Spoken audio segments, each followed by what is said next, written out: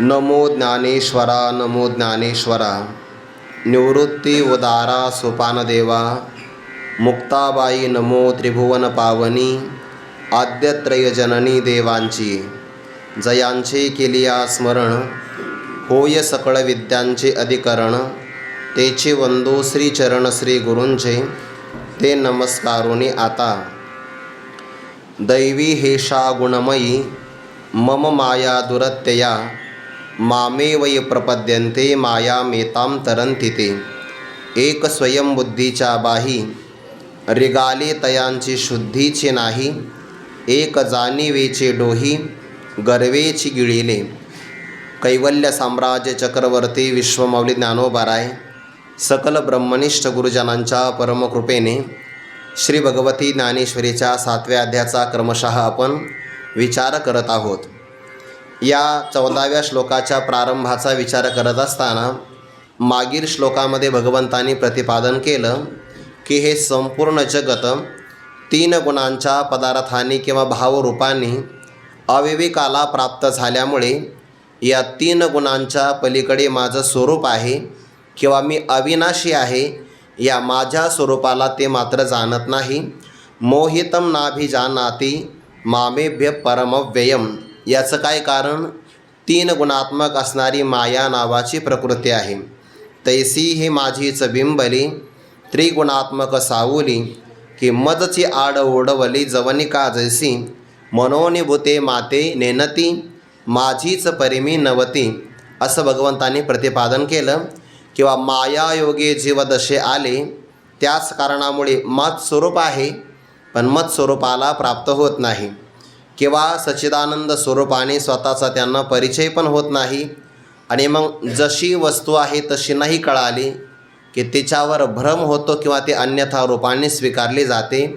सच्चिदानंद रूपाने आपलं स्वरूप नाही कळालं तर मग पांचभौतिक असणाऱ्या देहालाच जीव स्वतःचं स्वरूप मानतो. त्यालाच अहंता असं म्हणतात.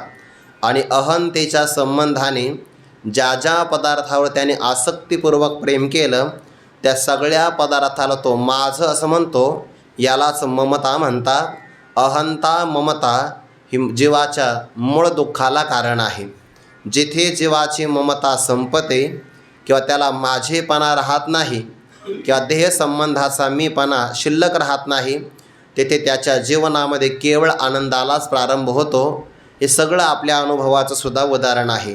गाढ सुषुप्ती अवस्थेमध्ये जीवाला मीपणा आणि माझेपणा अजिबात आठवत नाही. म्हणून जागृतीमध्ये ज्याचं मोठं ऑपरेशन झालेलं आहे, प्रचंड वेदना ज्याच्या अंगात आहे, पण त्याला फक्त अहंतेचा ममतेचा विसर पडल्यामुळे ज्या माझ्या देहाचं ऑपरेशन झालं त्या माझ्या देहाचं त्याला स्मरण नाही किंवा देहात असणारा जो मी आहे त्या जीवालासुद्धा आपलं स्मरण नाही. काय भगवंताची लीला असेल.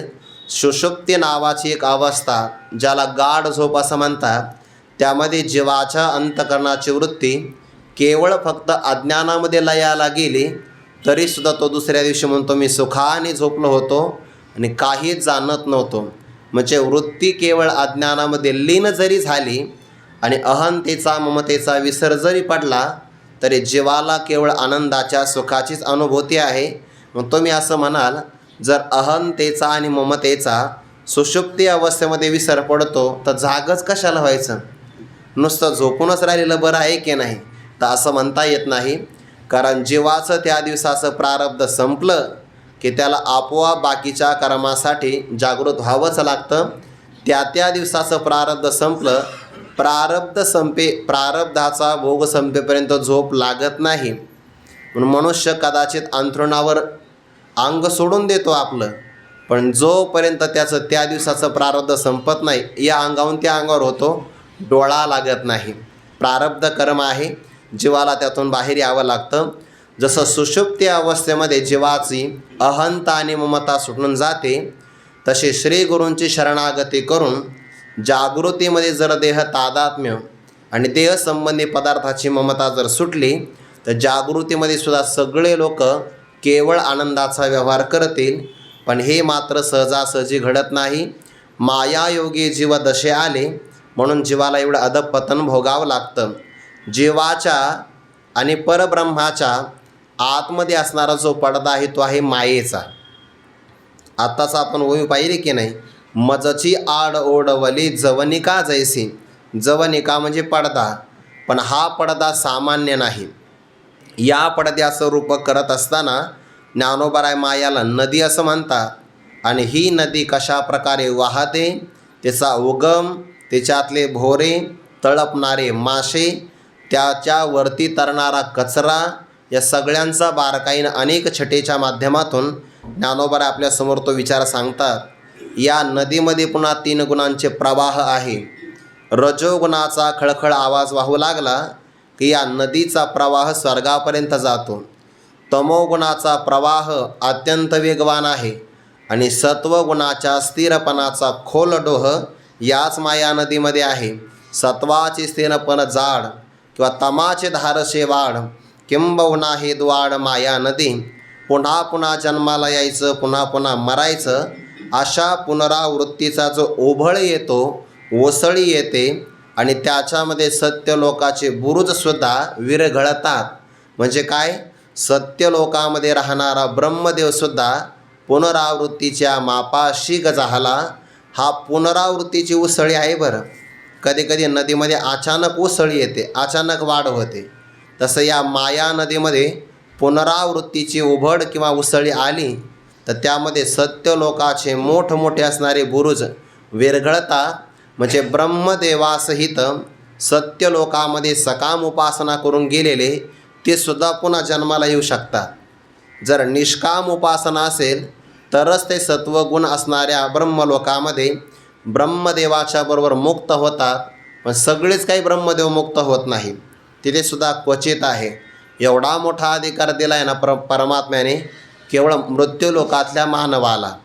नरदेहीचे ज्ञाने सच्चिदानंद पदवी घेणे एवढा अधिकार आहे, तो स्वर्गातही नाही आणि सत्यलोकामध्ये ब्रह्मदेवाला सुद्धा नाही. केवळ मानवालाच एवढा अधिकार दिला आहे. मानवाचं किती मोठं भाग्य आहे. एवढा अधिकार म्हटले नाथ महाराजांनी की सच्चिदानंद पदवी घेता येईल. ब्रह्मदेवाची पदवी खूप अलीकडची आहे, पण सच्चिदानंद पदवी अशी आहे की ती ज्याला प्राप्त झाली, न स पुनरावर्तते, न स पुनरावर्तते, त्याला पुन्हा जन्माला यावं लागत नाही. एवढ्या पदवीच्या प्राप्तीचा अधिकार फक्त मानवाला दिला आहे.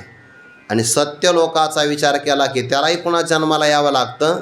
म्हणून घाई गडबडती धोंडे ब्रह्मगोळकाचे, ब्रह्मभुवनाचे सुद्धा मोठमोठे दगड धोंडे या माया नदीच्या धक्क्याने निखळले जातात किंवा खाली पडतात. ज्ञानोबराय म्हणतात त्या पाण्याचा वेग एवढा प्रचंड आहे की अजूनपर्यंत त्या माया नदीच्या प्रवाहामध्ये कोणीसुद्धा उभं राहण्याकरता हिंमत केलेली नाही. तया पानियाचिने वहिलेपणे अजूनही न धरते ओभाने. ओभाने शब्द हा उभे राहणे या शब्दापासून तयार होतो. उभं राहणं म्हणजेच ओभाने, उभं राहण्याची स्थिती आहे. ऐसा माया पूर हा कवने तरी जे लगा. असा मायेचा असणारा हा प्रचंड पूर कोण बरं तरुण जाईल. म्हणे बरेच जण प्रयत्न करू शकतात. आश्चर्य असं आहे, एथ एक नवलावो, जो जो की जे तरण पावो, तो तो अपावो होय ते ऐक. एरवी जर आपण उपाय केला तर उपाय लाभकारक असतो, पण या माया नदीतून तरुण जाण्याचं आश्चर्य मात्र असं आहे, इथे उपाय केला की तो अपायकारक होतो. नेमकं असंच आहे. परिस्थिती जर बदलली ना तर एखादी वस्तू चांगली असताना सुद्धा विपरीत होत असते. समजा आपल्याला ताप आली, येऊ नये कुणाला, पण जर ताप आला तर गाईचं दूध हे अमृताप्रमाणे गोड आहे, परंतु ताप आल्यानंतर नवज्वरामध्ये अमृता समान असणारं दूधसुद्धा विषाप्रमाणे मारक होतं. म्हणजे दूध चांगलंच आहे, उपायकारकच आहे, पण अंगात जर नवज्वराचा ताप असेल तर ते जसं अपायकारक व्हावं, अगागोक्षीर जरी जाहले तरी पथ्याशी नाही म्हणितले. ऐसेनी हे विष होई सुदले नवज्वरी देता. नवज्वराच्या तापामध्ये अमृता समान असणारं दूध जरी घेतलं तरी ज्याप्रमाणे ते विषाप्रमाणे मारक ठरतं, तसं या माया नदीतून तरुण जाण्यासाठी जे जे शास्त्रसंमत किंवा स्वतःला मनोमार्गाने अनुसरून असणारे जे कोणी साधनं करतील म्हणजे शरणागती न करता किती साधना करा, एक देवाची आणि एक श्री गुरूंची म्हणजे संत महात्म्यांची, या दोघांची शरणागती सोडून जीवाने शास्त्रातले असणारे उपाय किंवा स्वतःच्या बुद्धीला सुचणारे कितीही उपाय जरी केले तर अजूनपर्यंत असा कोणीच निर्माण नाही झाला की तो या माया नदीत तग धरू शकेल किंवा पलीकडे जाऊ शकेल. कारण वाचून ज्ञाने विन एके, उपाय करीशी जितुके, तेही गुंपसे अधिके रुखी ये. 15व्या अध्यायामध्ये ज्ञानोबा म्हणतात ना, ब्रह्मज्ञाना वाचून या संसार असणाऱ्या वृक्षातून पलीकडे जाण्याचा कितीही जरी आपण उपाय केला तर मनुष्य संसाराच्या वृक्षातून बाहेर पडतच नाही, उलट त्या फांदीमध्ये अडकला जातो. आणि ते ज्ञान प्राप्त होण्यासाठी श्रीगुरूंची किंवा भगवंताची शरणागती करावी लागते. शास्त्रीय उपाय करा म्हणजे अलौकिक उपाय करा किंवा लौकिक उपाय करा, म्हणून परमार्थामध्ये शरणागती हे अंतिम साधन आहे. आत्मनिवेदनम भक्ती आली बघा 9 भक्तीमध्ये. श्रवणम कीर्तनम विष्णोः स्मरणम पादसेवनम अर्चनम वंदनम दास्यम सख्यम आत्मनिवेदनम. त्या आत्मनिवेदन भक्तीमध्ये शरणागती आहे. ज्याच्यामध्ये स्वतःचं पूर्ण समर्पण केलं आहे ते शरणागती. तमेव शरणम गच्छ सर्वभावेन भारत, तत्प्रसादात पराम शांतीम स्थानम प्राप्स्यसि शाश्वतम. असा भगवंताने पुढे उपदेश केला. म्हणून जो जो उपाय कराल तो तो अपायकारक कसा होतो हे ऐकायचं ना अर्जुना. हो यते ऐक, ते तो आता चांगल्या प्रकारे ऐक. 83 क्रमांकाच्या ओवीपासून आता या माया नदीतून तरुण जाण्यासाठी कोणी कोणी काय काय प्रयत्न केले. ज्ञानोबांनी त्यांच्या नावाचा उल्लेख नाही केला पण त्या उपायांचा उल्लेख केला. म्हणून वर्णन करत असताना सुद्धा आपण फक्त लक्षणं सांगावे, कोणाच्या नावाचा उल्लेख करू नये. जर नावाचा उल्लेख केला तर टीका होते आणि विनाकारण मानहानीचा खटला मागं लावू शकतो. म्हणून फक्त निर्देश करावा, कोणाच्या नावाचा उल्लेख करू नये. क्रियापद आले एक म्हणजे कुणीतरी एक, कोण असेल तुम्ही बघून घ्या. मग आता या लक्षणामध्ये कोण कोण सापडू शकतं, बरेच जण सापडू शकतात पण त्यांच्या नावाचा उल्लेख नाही केलेला, फक्त साधनांचा उल्लेख केलेला आहे. गोड चिंतन आहे बघा पुढे. एक स्वयंबुद्धीच्या बाही, रेगाले तयांची शुद्धीची नाही, एक जाणीवीचे डोई गर्वेची गिळेले. आता ही माया नदी आहे, भगवंताची त्रिगुणात्मिका शक्ती आहे, जे परब्रह्माला सुद्धा ईश्वर भावाला आणते. तेथे एक ढाल गज निर्माण झाली, तिने पाय एवढी ख्याती केली. म्हणजे निर्गुण निराकार असणाऱ्या तत्वाला सगुण निराकार ईश भावाला आणणं, त्याच परमात्म्याला पुन्हा सगुण साकार करून दुष्टांच्या नाशाकरता अवतारासाठी प्रवृत्त करणं, हे सगळं मायेमुळं घडतं आहे. अजोपि सन्नव्यय आत्मा भूतानामीश्वरोपि सन् प्रकृतीं स्वामधिष्ठाय संभवाम्यात्ममायया मी अजही परिसंभवे प्रकृती योगे. असं भगवंताने तिथं म्हटलं आहे. म्हणजे जी प्रकृती माया परब्रह्माला सुद्धा ईश्वर भावाला आणू शकते, एका क्षणात जगाला निर्माण करते, त्या मायेची शक्ती किती मोठी असेल.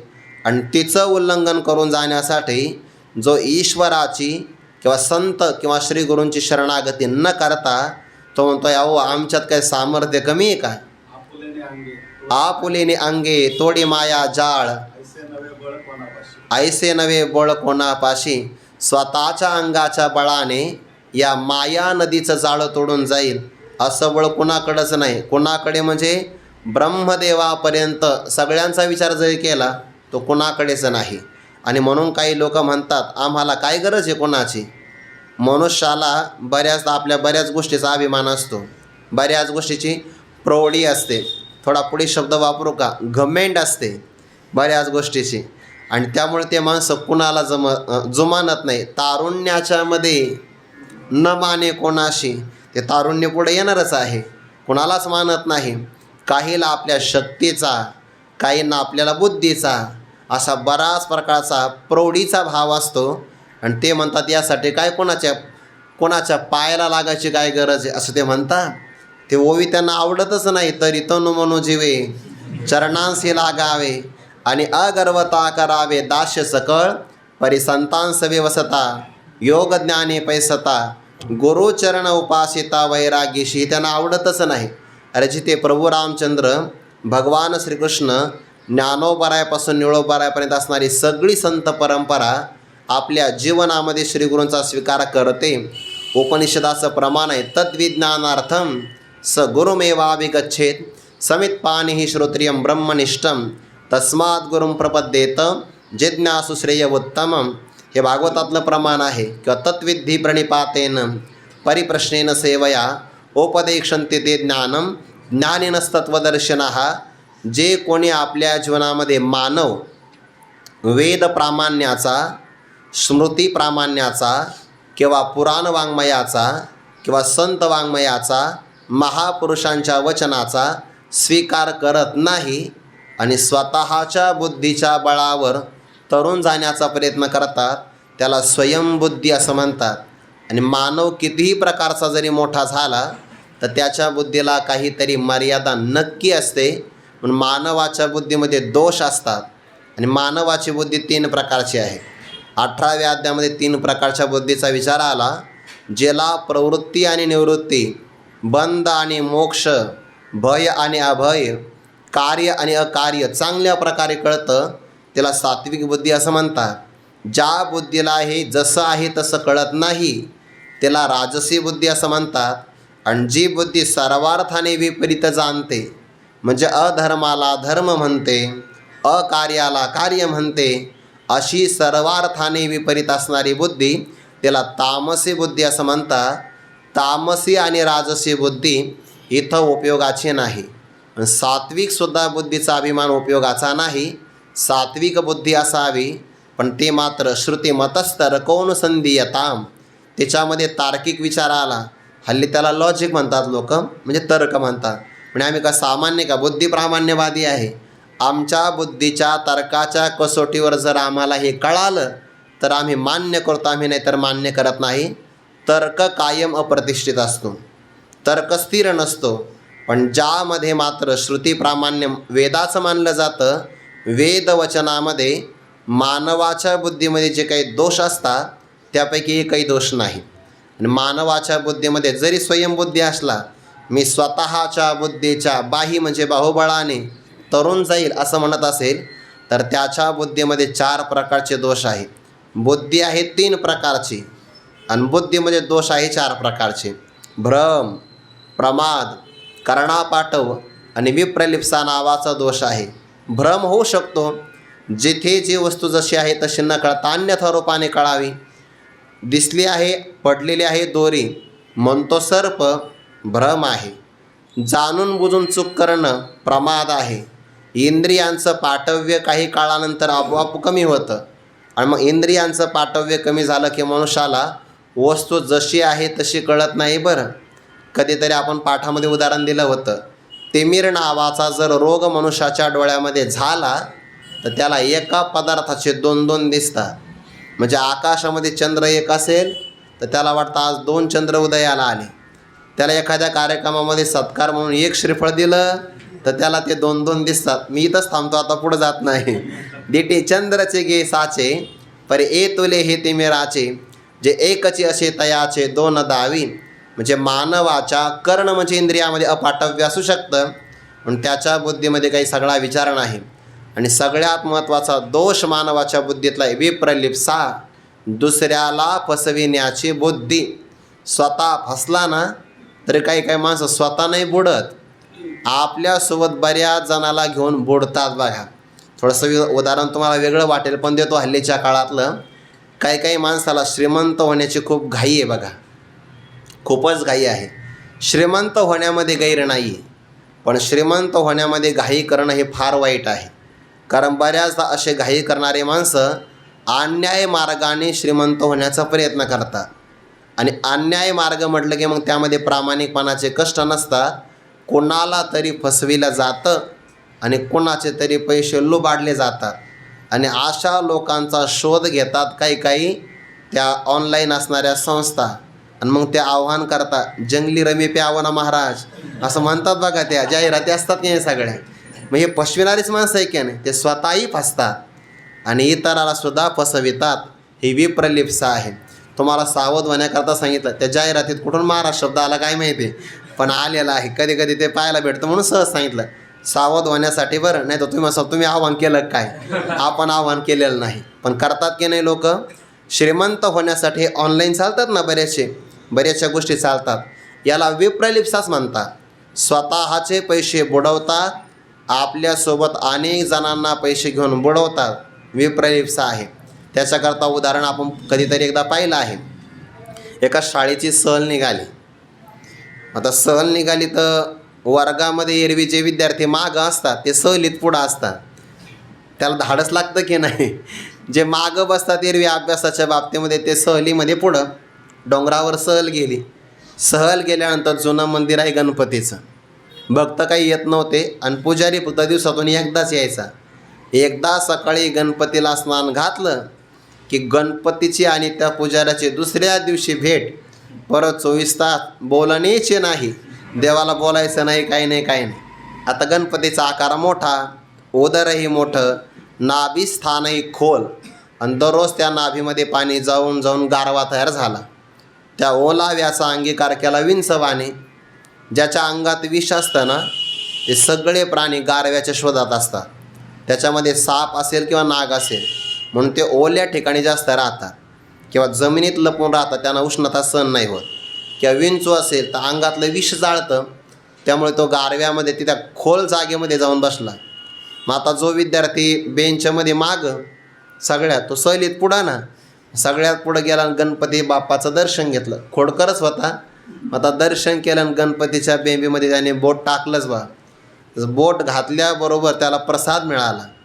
प्रसाद हे सर्व दुःखानं, हानी नाही घ्यायचं पण दुःख मिळालं. त्याने असा हात झटकला आणि विंचवाने दंश केला. आता हात झटकलेला होता, दंश झाला. खरं सांगितलं लोक काय म्हणतील, बरं झालं तुझी खोड जिरली, लयच खोडकर आहे तू. त्याला वाटलं हे आपलं अपयश लोकांच्या समोर येईल. मग त्याने दुसऱ्या विद्यार्थ्याला सांगितलं, वा काय गार वारा आला इथून, इतका गार वारा तर मी कधी पाहिलाच नाही. गणपतीच्या बिंबीतून गार वारा येतो. दुसऱ्याने विश्वास ठेवला, संताची ये पायी. संताची नाही म्हणतात पण ते मित्राच्या पायावर विश्वास ठेवला. त्याने विश्वास ठेवला आणि त्याने बोट घातलं त्या नाभीमध्ये. त्यालाही दंश मिळाला आणि तो लागला ओरडायला. तो ओरडू नको म्हणे. आता हा प्रसाद गुरुजीपर्यंत गेला पाहिजे. स्वतः फसला की नाही, स्वतःही फसला, इतरांनाही फसवितो. ही मानवाची बुद्धी आहे. म्हणजे भ्रम, प्रमाद, करणा पाठव, विप्रलिप्सा नावाचा दोष मानवाच्या बुद्धीत असतो. आणि या बुद्धीचा एकही दोष ज्याच्यामध्ये नाही म्हणून वेदाला अपौरुषेय शब्द राशी असं म्हणतात. म्हणून वेदामध्ये कोणताच दोष नाही. म्हणून मानव जर स्वतःच्या बुद्धीनं गेला तर त्याच्यामध्ये दोष असतो. आणि बुद्धीचा अभिमान फार घातक आहे. संत वाङ्मयाचं अवलोकन करा. एका जनार्दना शरण, नामा मनेखे चरा पायी, ज्ञानदेव मनी निवृत्ती निर्गुण, दिदले संपूर्ण माझ्या हाती. ज्ञानदेव म्हणे तरलो आता होत गुरु कृपे. सगळ्या संत महापुरुषांच्या जीवनामध्ये कधीही स्वतःच्या बुद्धीचं प्रदर्शन नाही, शरणागतीच केलेली आहे. पण ज्याला स्वतःच्या बुद्धीचं घमेंड असते तो नाही, आम्ही सामान्य नाही, आम्ही स्वतःच्या बुद्धीच्या बाहुबळाने तार्किक पद्धतीनं तरुण जाऊन, तर्क अप्रतिष्ठित आहे, तर्क करावा पण श्रुतीच्या प्रामाण्याच्या अनुसारच करावा, कुतर्क कधीही करू नये. म्हणून जीवनामध्ये आपल्याला जरी असं वाटत असेल की हे पारतंत्र्य आहे, पण श्रोत्रिय ब्रह्मनिष्ठ कृपाळू सद्गुरूंची शरणागती करणं हे पारतंत्र्य नाही, उलट सगळ्यात मोठं स्वातंत्र्य आणि रक्षण ते आहे. एखादा लहान मुलगा जर आपल्या मातेच्या पदराखाली राहत असेल तर त्याने तो पदर पारतंत्र्य मानू नये, त्याच्याकरता ते सुरक्षा कवच आहे. आपण ज्ञानोबांची शरणागती केली, आपल्या गुरुजींची शरणागती केली तर ही शरणागती म्हणजे पारतंत्र्य नाही, तर एका चैतन्य शक्तीचा आश्रय करणं आहे. म्हणून स्वयंबुद्धीनं कोणी तरुण जाऊ शकत नाही. त्या बुद्धीला तस्माच्छाश्रम प्रमाणम ते कार्याकार्य व्यवस्थितो ज्ञात्वा शास्त्रविधानोक्तम कर्म कर्तुमिहार्हसि. म्हणून स्वयंबुद्धीच्या बाहुबळाने काही जणांनी उड्या मारल्या. नदीतून तरुण जाण्यासाठी काही माणसं स्वतः पोहून जातात. काही जण सांगडी घेतात तर काही दुसऱ्यांच्या काशीला लागतात. या तिघांचा प्रकार आता येतो आहे आज. पहिला प्रकार आहे एक स्वयंबुद्धीच्या बाही. स्वयंबुद्धी म्हणजे स्वतःची बुद्धी. बरं, स्वयं शब्द हा आत्मवाचकही येतो, म्हणून आत्मस्वरूपाला विषय करणारी बुद्धी असा प्रसंगातला अर्थ नाही. नाहीतर मग आत्मस्वरूपाला विषय करणारी बुद्धी असेल तर त्याला सद्बुद्धी म्हणतात. तैसे दुर्लभ हे सद्बुद्धी जे परमात्माचे अवधी जैसा गंगे शिवदधी निरंतर, तर ती बुद्धी चांगलीच आहे. पण इथं स्वयं शब्द हा स्वतःची जीवाची बुद्धी असा अर्थ घ्यायचा. आणि स्वयं शब्दाचा एक दुसरा अर्थ होतो आत्मबुद्धी, आत्मस्वरूपाला विषय करणारी, तर ती बुद्धी इथं नाही. प्रसंगातला अर्थ कोणता आहे? जीवाच्या प्रकाराचा. हा मनोमार्गे गेला तो येथे मुकला, हरिपाठी स्थिरावला तोचे धन्य. सगळी प्रमाण हरिपाठात सापडतात आपल्याला, पण हरिपाठात आपण थांबत नाही ना, वेगात उरकतो आपण. त्यामुळे आपल्याला हरिपाठाचं गांभीर्य लक्षात येत नाही. एवढं कलेवर लहान आहे पण आशे फार महान आहे. एक स्वयंबुद्धीच्या बाही, स्वतःच्या बुद्धीच्या अभिमानाच्या बाहुबळाने रिग आली. मग त्यांनी मस्तपैकी या माया नदीतून तरून जाण्यासाठी कपडे काढले, उडी मारायसाठी तयार झाले. उडी मारताना दिसले बरं का, रिग आले, पण परत वरच नाही आले. तयांची शुद्धीच नाही. शुद्धी म्हणजे संशोधन, त्यांचा परत शोधच लागला नाही. उडी मारताना दिसले म्हणजे स्वतःच्या बुद्धीने जातात ना, ते बरोबर अधपतनाला जातात. पण मनुष्याला कधी आपल्या बुद्धीचा अभिमान होऊ नये, कारण आपली बुद्धी फार तोकडी असते. ते असं म्हणतात की ब्रह्मदेवाने एकदा अध्ययन केलं. देवाला म्हणले, देवा माझा वेद आहे ना, बरोबर आहे का चूक आहे एवढा पहा बरं तुम्ही. देव म्हणाले, मला वेळ नाही. समोर एक वडाचं झाड आहे म्हणे, त्याच्या खाली जाऊन पारायण कर, आणि एक चूक झाली की एक पान आपोआप खाली पडेल. एक एक पान पडलं की तू चुका मोजून घे, मी दुरुस्त करून दे. ब्रह्मदेव तिथं गेले. स्वतःच्या बुद्धीवर भरवसा होता, अभिमान होता, आणि जे पहिला श्लोक म्हणायला प्रारंभ केला तर पान नाही, अख्खं वडाचं झाड उन्मळून पडलं. ब्रह्मदेव म्हणले, एवढ्या चुका? अजून तर पहिला श्लोकसुद्धा म्हणलो नाही मी, तरी एवढ्या चुका? देवाला विचारला, देवा काय झालं? अरे म्हणे, तो वेदाला त्या आवृत्तीला प्रारंभ करताना प्रारंभ केला, पण हरी ही ओम या नामस्मरणाचा उल्लेखच केला नाही. जोपर्यंत प्रभूचं नाव घेतलं जात नाही, सकळ मंगळनिधी श्री विठ्ठलाचे नाम आधी, त्या अगोदर घ्यावं लागतं. आरंभी आवडी आदरी आले नाम, ते तो घेतलं नसल्यामुळे ते चूक झाली. स्वयंबुद्धीच्या बाही, कधीही बुद्धीचा अभिमान नसावा. म्हणून आपल्याला जर कोणी विचारलं का तुम्हाला ब्रह्मज्ञान झालं? गुरु कृपेनं मी ब्रह्म आहे असं मला कळालं. मला ब्रह्मज्ञान झालं असं म्हटलं की ब्रह्म वेगळं आणि ब्रह्मज्ञानी वेगळा, पुन्हा भेद शिल्लक होईल की नाही. फक्त गुरुकृपा ही केवलम असं म्हणावं. अगर्वता शब्द महत्त्वाचा आहे बरं. जिथे मनुष्याला बुद्धिबळावर भरोसा असतो तिथे गर्वाला जागा असते. झाले म्हणती ब्रह्मज्ञान ते तर धुरेची आज्ञान. धुरे म्हणजे प्रारंभाचं, प्राधान्यक्रमाचं, अग्रक्रमाचं, महत्त्वाचं ते अज्ञान आहे. आम्ही जाहलो ऐसे जो म्हणे तो काहीच नाही. येथं जाणीव करी तोची नेणे, पुढच्याच ओळीमध्ये येत आहे. आत हिले पण मिरवी तेचे वणे, आम्ही जाहलो ऐसे जो म्हणे तो काहीच नव्हे. म्हणून बाबा एक वाक्य सांगत असतात, आपल्या बुद्धीला कधीतरी समर्पित केलं पाहिजे. बुद्धी वाचा काये जो माते आश्रयून ठाये, तो निषिद्ध ही विपाय कर्म करू, असं भगवंतानी पुढं म्हटलं आहे. म्हणजे पहिल्यांदा बुद्धी घेतली आहे. तया अहम वाचा चित्त अंग देऊन या शरणरिग, त्या चित्तामध्ये बुद्धी चाललेली आहे. समर्पण करायचे आहे, आणि समर्पण म्हणजे सर्पणच आहे असा एक बाबा अर्थ सांगत असतात. स्वामी महाराज म्हणायचे, एक स्वयंबुद्धीच्या बाही रिगाले तयांची शुद्धीची नाही. माया नदीतून उडी मारताना दिसले पण त्यांचा परत शोध लागला असं नाही. बुद्धीचा कधीच अभिमान मनुष्याला होऊ नये. एक जाणीवीच्या डोई गर्वेची गेलेले. जाणीव शब्दाचा अर्थ होतो ज्ञानाचा अभिमान, आणि ज्ञानाचा अभिमान एक प्रकारचा डोह आहे, आणि या डोहामध्ये गर्वाने त्यांना गिळंकृत करून टाकलं. गर्वेची गिळेले म्हणून शब्द आला होता ना, अगर्वता करावे. या गर्वाला दर्प म्हणतात बरं, आणि दर्प ही आसुरी संपत्ती आहे. दंभो दर्पोभिमानश्च क्रोधपारुष्यमेव च अज्ञानं चाभिजातस्य पार्थसंपदमासुरीं. सगळ्यात भयंकर असणारा गर्व कोणता असेल तो ज्ञानाचा गर्व आहे. जसा की मोती पाण्यापासूनच तयार होतो आणि मीठही पाण्यापासून तयार होतं, पण मीठ म्हणजे अज्ञानाचा अभिमान आहे, तो लवकर जातो. पण मोती म्हणजे ज्ञानाचा अभिमान आहे, तो जातच नाही. उलट मी मुक्त आहे, मी मुक्त आहे असा म्हणून तो जीवाला पुन्हा बंधनाला प्राप्त करून घेतो. म्हणून सगळ्यात घातक तो आहे. एक जाणीवीचे डोई जाणीव तुका म्हणे नये, जाणीव अंतरा अंतर्यात हारा आनंदाचा. या नाव अद्वैत खरे ब्रह्मज्ञान अनुभवा वाचून बडबडते. खूपच गोड अभंग आहे साधकी जीवनासाठी. न करी रे संग राहे रे निश्चळ, लागो नेती मळ ममतेचा. या नाव अद्वैत खरे ब्रह्मज्ञान अनुभवा वाचून बडबडते. इंद्रियांचा जय वासनेचा अक्षय, संकल्पाही वरी नये मन. तुका म्हणे नये जाणीव अंतरा अंतर्यात हारा आनंदाचा. हे काही अभंग दररोज आपण सकाळी म्हटले पाहिजे.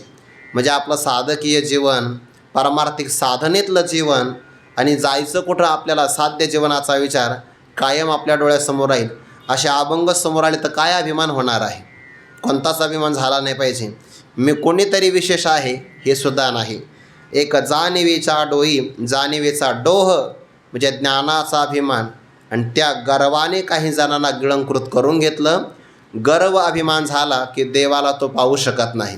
तिळमात्र जरी होई अभिमान, मेरू तो समान भार देवा. ज्ञानोबा म्हणतात, तैसा माझी स्त्रिया धने विद्या स्तुती बहुते माने, एके दिवशीचे ने परान्य अल्पको जैसा. या दर्पाला गर्व असं म्हणतात. पुढे 2 साधनं सांगितली बरं. एक स्वयंबुद्धीचा बाहू होता आणि एक मात्र जाणीवेच्या डोहात उतरला. तर गर्व नावाच्या असणाऱ्या विकारने त्यांना गिळंकृत करून टाकलं.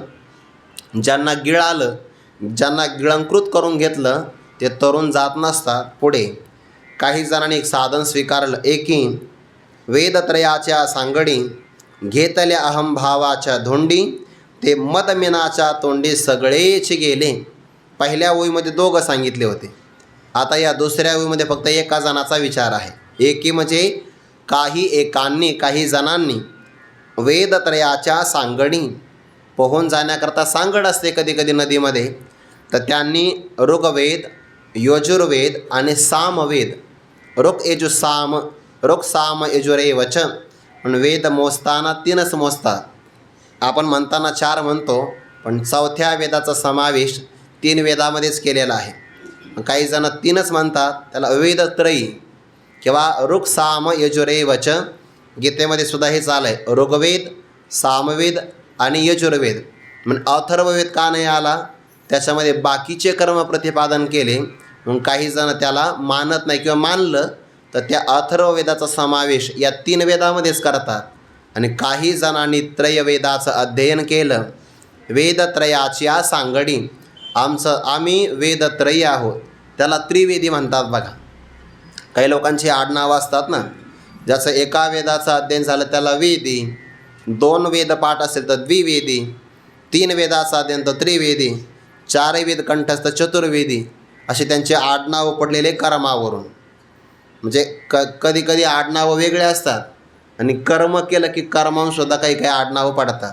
ते ज्ञानोबाराय आळे फाटवणी तर येत होते ना, मग काही लोकांनी ज्ञानोबारांचा रस्ता तयार करून दिला, तर त्यांच्या खांद्यावर कुऱ्हाड होती, म्हणून त्यांचं आडनाव पडलं कुऱ्हाडी. सहज सांगितलं. एके वेदत्रयाच्या सांगडी. मग त्यांनी काय केलं? त्रयवेद, 3 वेदाचं अध्ययन केलं आणि ती सांगड आपल्या हातामध्ये घेतली पोहून जाण्यासाठी.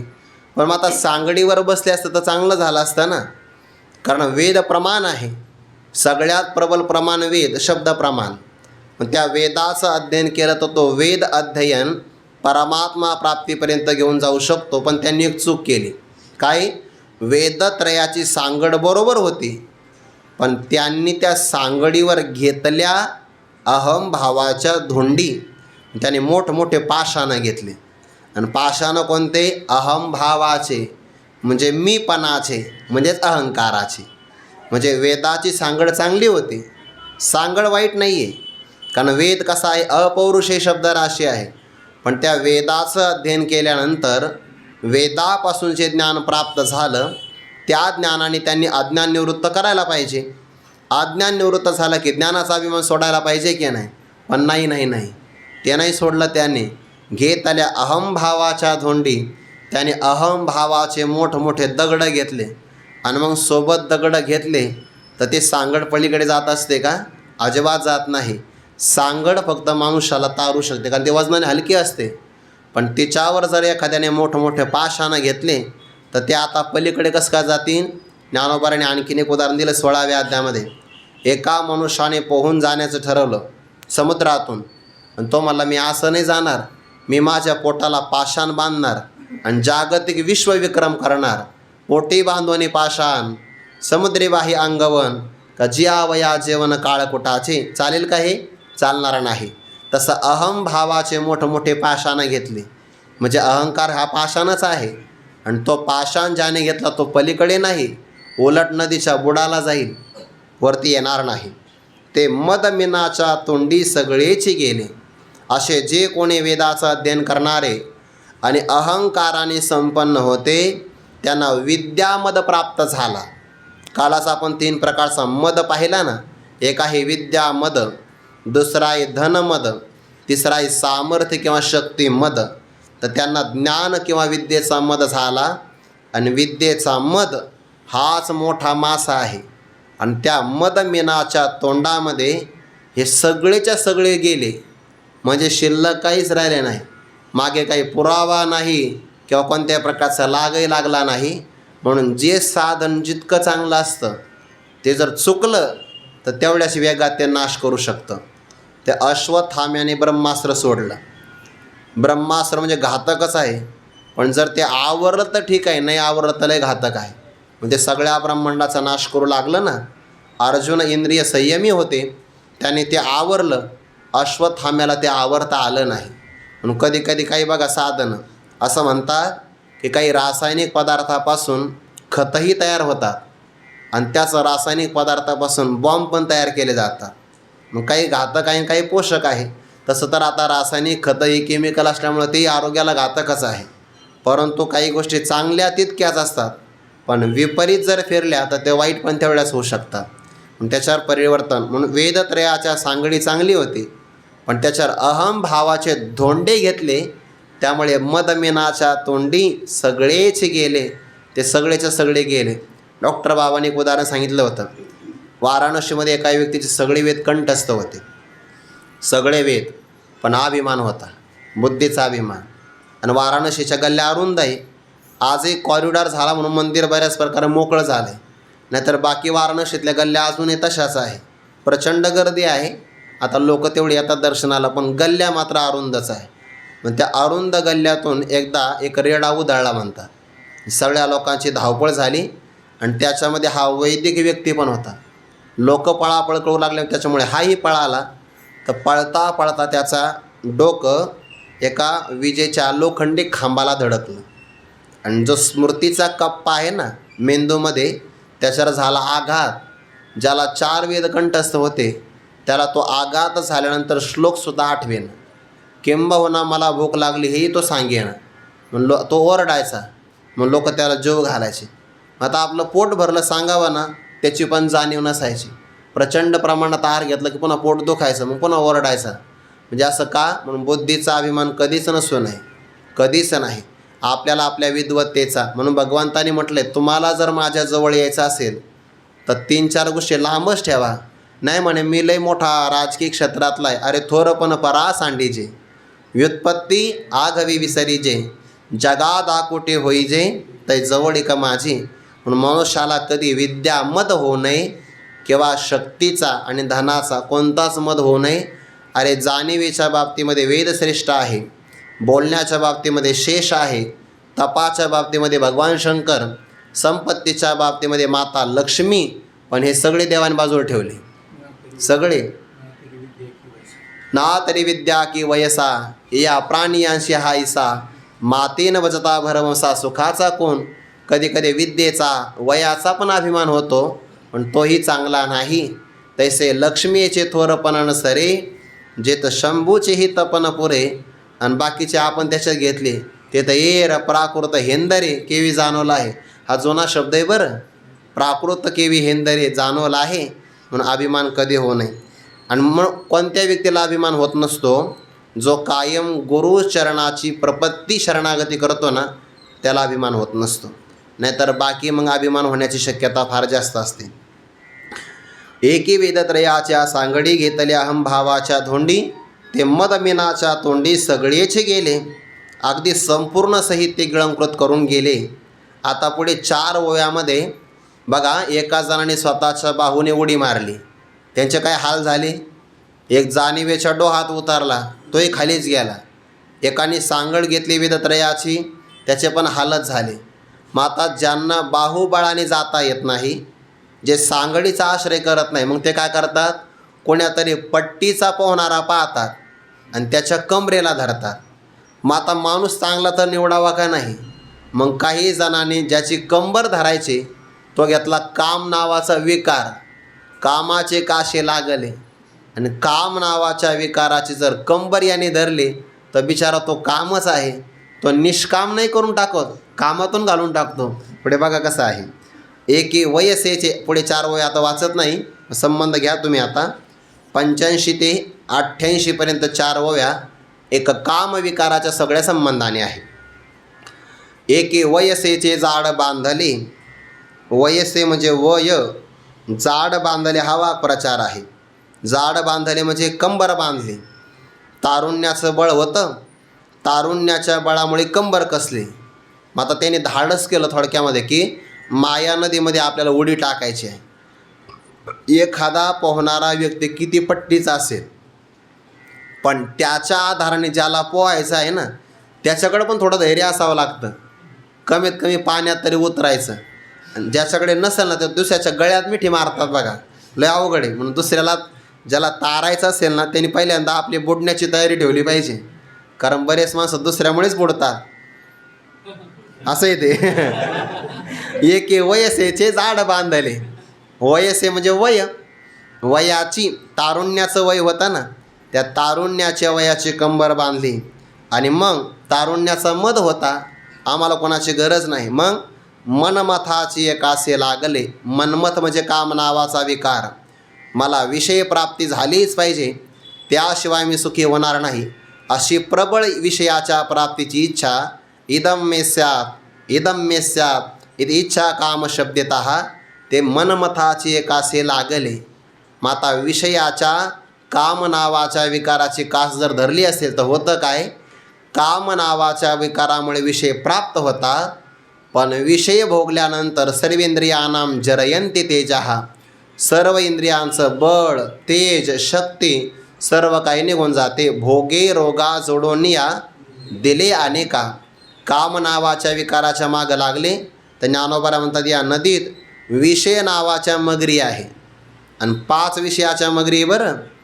ते शब्द नावाच्या विषयाची मगर, त्याच्यामध्ये हरिण गेला. स्पर्श नावामध्ये हत्ती गेला. रूपामध्ये पतंग, त्या रसामध्ये मासा, आणि गंध नावाच्या विषयामध्ये भ्रमर गेला. म्हणजे एका विषयाच्या मगरीनं एका जीवाला पूर्ण नाश केलं. ज्याला 5 विषय एकदम लागले आहे त्याचं काय होईल? हे मानवाला 5 विषय मागं लागले आहे. पण मनमथाची एक आसे लागले, असे जे कोणी होते ते विषय नावाच्या मगरीने चघळून या सांडिले. चघळून या म्हणजे चोखून, त्याच्यामध्ये सार न ठेवता त्यांच्यातलं सार घेतलं शोषून. चघळून या, कारण त्या मगरी ज्या असतात ना, त्या माणसाला गिळंकृत करतात. हे आजगर, मगरी याच्या तावडीत सापडू नये. सापडला ना तर ते माणसाला शोषून घेतात. आणि एकदा सगळं संपलं की त्याला टाकून देतात. अलीकडचं उदाहरण, आपण रसवंतीकडे जातो ना, ऊसाच्या त्या चरख्यामध्ये. मग ऊस अगोदर मजबूत असतो आणि त्या चरख्यामध्ये घालतात. बरं एकदा नाही ना, जोपर्यंत त्याच्यातून एक ना एक थेंब निघत नाही तोपर्यंत. आणि मग एकदा सगळं निघालं त्याच्यातून की त्याला फेकून देतात. तसं हे विषयाची मगर आहे. आणि ते जीवाला इतक्या वेळा कसून काढते, सगळं त्याच्यातला रस निघून गेला की मग त्याला फेकून देते. विषय मगरी सांडेले चघळून या. जास्त विषयाचं सेवन सर्वेंद्रियानां जरयंती तेजाः. विषय मगरी सांडिले चगळून या. पुढं मग काय होतं, विषय भोगिता थावो वार्धक्य लागे येवो. 13व्या अध्यायामध्ये आले येवोव्या. वार्धक्य येतं कारण तारुण्य गेलं निघून. कारण एक बालपणातून तारुण्य येतं, तारुण्यातून पुन्हा मागं जात नाही बालपणात, तारुण्यातून पुढचा प्रवास होतो वार्धक्याचा. वार्धक्याच्या तरंगा माझी मतिभ्रंशाचा जरंगा तेने कवळीजता ती पैगाच हो कडे. त्यानंतर तारुण्य आहे, तारुण्याच्या मधात कुणाला मानत नाही, विषयाचा भोग घेतो आणि मग एकदा सगळ्या विषयाच्या भोगामध्ये शक्ती नाहीशी झाली की मग विषय नावाच्या मगरी त्याला सोडून देतात. काहीच राहत नाही, शक्ती त्राण राहत नाही. आणि मग तर जेव्हा ताकद नसते ना तेव्हा मनुष्याला उत्साह फार वाटतो, हे करण्याची इच्छा राहते पण शरीर साथ देत नाही, वार्धक्य येतं. ज्ञानोबाला म्हणतात वार्धक्याची लाट आहे आणि त्या लाटेमध्ये पुन्हा एक जाळं आहे.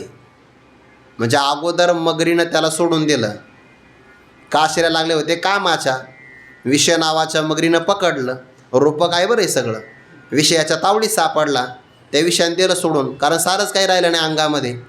मग आता विषयाच्या मगरीतून तावडीतून सुटला की मग वरती लाटावर येतो. लाट कोणती, वार्धक्याची. वार्धक्याच्या तरंगा माझी, माझी म्हणजे मध्यंतरी, वार्धक्याच्या लहान लहान लाटेवर उसळू लागला, तरंगू लागला तर पुन्हा मतिभ्रंश, बुद्धी जागेवर राहत नाही. उतार वयामध्ये बुद्धी साथ देत नाही बघा. फक्त क्वचित असे महापुरुष आहे की ज्यांची बुद्धी अजूनही शाबूत आहे आणि त्यांच्या बुद्धीला नमस्कार, गुरुवारी मारुती बाबांची बुद्धी, पण त्यांच्या मतिभ्रंशाचा जरंगा हे लक्षण त्यांना लागतच नाही. नाहीतर बाकीच्या लोकांना पाहिलं तर सांगावं लागतं मी तुमचा नातू आहे म्हणून, नाहीतर आठवतच नाही, काही ना काही आठवतच नाही. त्याला मतिभ्रंश म्हणतात आणि ते एक प्रकारचं जाळं आहे. मतिभ्रंशाचा जरंगा माझी सापडत, त्यामध्ये ते सापडतात. आणि एकदा जाळ्या सापडला की मग तेने कवळीजता ते पैगाच हो कडे. चारही दिशेला ते कवटाळले जातात. मतिभ्रंश झाला की मनुष्य चहू दिशेला फक्त दुःखाला प्राप्त होतो, त्याचे वाताहत होते, तो कोणत्याही एका ठिकाणी सापडत नाही. चहूकडे म्हटलं की नाही, चारही दिशेला फक्त तो कवटाळला जातो. म्हणजे थोडक्यामध्ये त्याचे हाल होतात किंवा तो एक स्थिर राहू शकत नाही. एवढंच होतं असं नाही, आणि शोकाचा कडा उपडत, क्रोधाच्या आवर्ती दाटत, आपादागिदी चुंबिजत उधवला ठाई. मग दुःखाचे निबरबटे बोंबले, पाठी मरणाचे रेवे रोवले रेवले, ऐसे कामाचे काशे लागले ते गेले वाया. इथपर्यंत ज्यांनी काम नावाच्या विकाराचं साह्य घेतलं होतं, कशातून, माया नदीतून तरून जाण्यासाठी ज्यांनी काम नावाच्या विकाराची संगती केली त्यांचे एवढे हाल झाले. पाठीमागं सांगितलं, आता 2 वय राहिल्या. शोकाचा कडा, नदीमध्ये एखादी नदी पर्वतातून वाहते आणि सारखी वाहिल्यामुळं काय होते, ते पर्वताच्या अंतर्भागातून जाते. पण कधी कधी उंच असणारे जे कडे असतात ना, ते कडे कोसळतात, नाहीतर मग लाटेवर असणारे जीव त्या पाषाणावर जाऊन आदळतात. शोकाचा कडा उपडत. शोक कशाला म्हणता, शोक त्याला म्हणता की आपण प्रिय वस्तूवर प्रेम केलं आणि त्या वस्तू आपल्यापासून निघून गेल्या की मनुष्याला जे दुःख होतं ना त्याला शोक म्हणतात. देहाधनाची आवडी सदा भयतयातेनं सांडी, अशी एक ओवी आहे.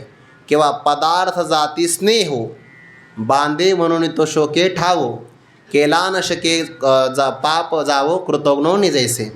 ज्याप्रमाणे कृतज्ञ पुरुषापासून पाप जात नाही, तसं ज्या ज्या पदार्थावर प्रेम केलं जातं आणि त्या पदार्थाचा वियोग झाला की जे दुःख होतं त्याला म्हणतात शोक. आणि वार्धक्यामध्ये बरेच असणारे प्रिय पदार्थ आपल्याला सोडून जातात, आपल्या डोळ्या देखत, पण वार्धक्यामध्ये बरेच दुःख होतात बरं. शोकाचा कडा ओपडत, त्याच्यावर ते आदळतात. कधीकधी ओतार वयातल्या व्यक्तीला इच्छित वस्तू जर मिळाली नाही तर त्यानं क्रोधाच्या आवर्ती दाटत, आवर्ती म्हणजे भोवरा, क्रोधाच्या भोवऱ्यामध्ये ते पुन्हा सापडतात.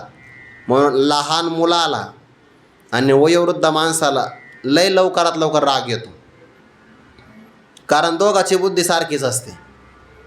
दोघाची बुद्धी, फक्त एक लहान आहे आणि एक वृद्ध आहे. नाहीतर बुद्धी दोघाची सारखीच राहते. आणि ते क्रोधाच्या भोवऱ्यामध्ये सापडले जातात. मोठ्या माणसाला बघ, तुम्ही जर कुटुंबामध्ये भांडणं का होतात त्याचं कारणच हे. अरे मी का सामान्य पावसाळे खाल्ले का तुम्ही माझं ऐकत नाही असं म्हणतात ते. आणि मुलं नेमकं ऐकत नाही. वयाच्या प्रबोधे विचार ज्या नाही, समान तो देही बाळकाशी. म्हणून क्रोधाच्या प्रचंड प्रमाणामध्ये त्यांना क्रोध येतो. क्रोधाच्या भोवऱ्यामध्ये अडकले जातात. आणि एवढंच आहे असं नाही. अपादा गिदी चुंबिजत उदवला ठाई. थोडंसं डोकं वर काढलं तर अनेक प्रकारच्या आपत्ती हेच गिधाडं आहे. आणि ते गिधाडं त्याला वर डोकं काढलं की टोचे मारत राहतात. जसे बघा काही पाण्यावर जर मासे आले ना वरती, तर काही काही गिधाडं बघा त्याला वरच्यावर टोचे मारतात किंवा घेऊन जातात. तसा हा व्यक्ती थोडासा वरती आला माया नदीतून तर हजारो असणाऱ्या अपत्य नावाच्या गिधाडांनी त्याच्यावर चुंबिचत उदवला. उदवला म्हणजे थोडासा वरती आला की अनेक प्रकारच्या आपत्ती हीच गिधाडं आणि ते त्याला टोचे मारत राहतात. कितीतरी आपत्ती येतात जीवनामध्ये. मग ते आरोग्याची येईल, प्रतिकूलतेची येईल, मानहानी होते पुन्हा. कारण घरातलेच माणसं त्यांचं ऐकत नाही. खरं तर वार्धक्य अवस्थेमध्ये मौन राहावं. गुरुजी डॉक्टर बाबांनी एकदा सांगितलं होतं, ज्या व्यक्तीला एकत्र कुटुंबामध्ये आनंदाने राहायचं असेल ना, त्याने असं राहिलं पाहिजे, झाला प्रेतरूप शरीराचा भाव.